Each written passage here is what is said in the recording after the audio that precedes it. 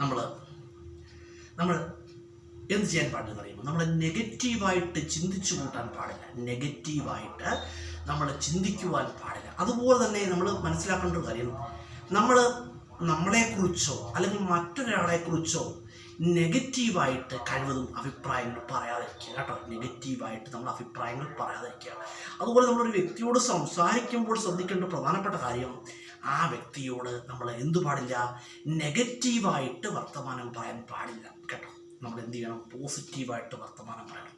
കാരണം നെഗറ്റീവായിട്ട് വർത്തമാനം പറയുന്ന ഒരാളാണ് നിങ്ങളെങ്കിൽ നിങ്ങൾ എന്ത് ചെയ്യും, വെറുക്കപ്പെടുമെന്നാണ്. കാരണം നിങ്ങളെ കേട്ടോ വെറുക്കപ്പെടും. കാരണം നിങ്ങളോട് വർത്തമാനം പറയാനോ ചങ്ങാത്തം കൂടാനോ പിന്നീട് ചിലപ്പോൾ ആരും തയ്യാറായി എന്ന് വരില്ല. കാരണം നിങ്ങൾ നെഗറ്റീവായിട്ട് സംസാരിക്കുന്ന ഒരാളാണെങ്കിൽ നിങ്ങളോട് ചങ്ങാത്തം കൂടാനോ അല്ലെങ്കിൽ വർത്തമാനം പറയാനോ ഒന്നും ആരും തയ്യാറാവില്ല.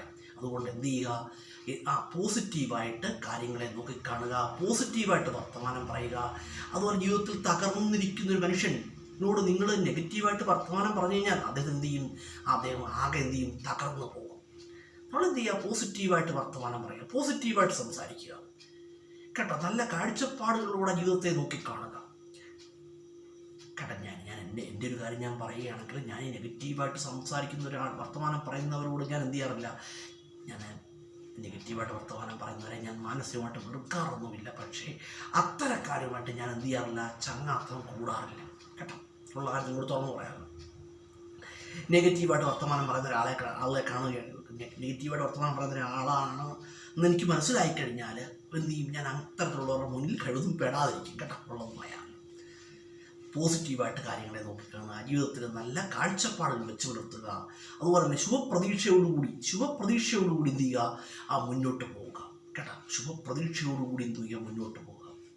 നല്ലത് ചിന്തിക്കാനും പ്രവർത്തിക്കാനും കഴിയുക. അതാണ് ജീവിതത്തിലെ വളരെ വലിയൊരു കാര്യം. നല്ലത് ചിന്തിക്കാനും പ്രവർത്തിക്കാനും കഴിയുക കേട്ടോ.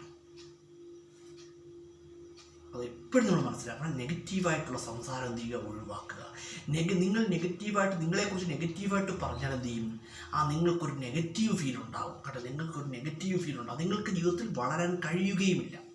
അതുപോലെ തന്നെയാണ് മറ്റൊരാളെക്കുറിച്ച് നെഗറ്റീവ് പറയുമ്പോൾ ഇതേ റിസൾട്ട് തന്നെയാണ് ഉണ്ടാവുന്നത്. കേൾക്കുന്ന അയാൾക്ക് ചിലപ്പോൾ അതെന്തായി മാറും, അത് ജീവിതത്തിൽ ഒരു വലിയ ഒരു അസ്വസ്ഥതയായിട്ട് മാറും. അതുകൊണ്ട് നെഗറ്റീവായിട്ട് കാര്യങ്ങൾ പറയാറില്ല. അതുപോലെ നമ്മളോട് സംസാരിക്കുന്നവർക്ക് എന്തുണ്ടാവണം, ഒരു ഇൻസ്പിറേഷൻ ഉണ്ടാവണം, ഒരു പ്രചോദനം ഉണ്ടാകണം. കാരണം നല്ലതിലേക്ക് അല്ലെങ്കിൽ ജീവിതത്തിലേക്ക് നല്ലൊരു പ്രചോദനമാവണം നമ്മളുടെ ഓരോ വാക്കുകളും. ഇപ്പം ധനസഹായം ചെയ്യാൻ നമ്മളെ കൊണ്ടൊന്നും കഴിയില്ല. എന്ത് ചെയ്യുക, നമ്മളുടെ വാക്കുകൾ മറ്റൊരാൾക്ക് ജീവിതത്തിൽ പ്രചോദനമായി മാറുന്നെങ്കിൽ നല്ലതല്ലേ, നല്ലതാണോ അല്ലയോ, നല്ലതാണ്. അത്രയേ ഉള്ളൂ കേട്ടോ. അല്ലാതെ നെഗറ്റീവായിട്ട് സംസാരിച്ച് ഒരു മനുഷ്യൻ്റെ മനസ്സിനെ തകർക്കുക എന്നതാണ് അതൊരു തെറ്റായ നടപടിയാണ്. നെഗറ്റീവായിട്ട് വർത്തമാനം പറയാൻ പാടില്ല. എല്ലാ ജീവിതത്തെ പോസിറ്റീവായിട്ട് കാണുക, അത്രയേ ഉള്ളൂ. നല്ല ചിന്തിക്കാനും പ്രവർത്തിക്കാനും കഴിയട്ടെ.